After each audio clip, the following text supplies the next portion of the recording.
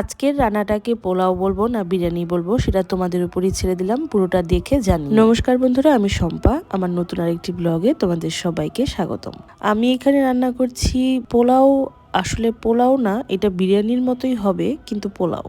তো যাই হোক, আমি এখন পেঁয়াজ বেরেস্তা করে নিলাম। আর পেঁয়াজ বেরেস্তা করার পর আমি এখানে আদা বাটা রসুন বাটা দিয়ে আজকে একটা নতুন স্টাইলে রান্না করব। আর সেই জন্য এখানে দিয়ে দিলাম বাদাম বাটা, সাথে গুঁড়া দুধ এবং টক দই সব ফেটিয়ে একসাথে দিয়ে দিয়েছি। এটাকে এখন ভালো মতো আমি একটু ফুটিয়ে নেব। ফুটিয়ে ওঠার পর যখন এটা তেল ছেড়ে দেবে তখনই আমি এখানে দিয়ে দেব কাঁচা লঙ্কা, আর সেটা সমেত কিন্তু এখানে ফুটে উঠবে। আর এখানে আমি দিয়ে দিচ্ছি এখন এখানে তেজপাতা, গরম মশলা, এলাচ, লবঙ্গ, তারপর গোলমরিচ, এগুলো সব দিয়ে দিলাম। সাথে দিয়ে দেব জয়ত্রী, আর জয়ত্রী দিলে কিন্তু সেন্ট অনেক ভালো আসে।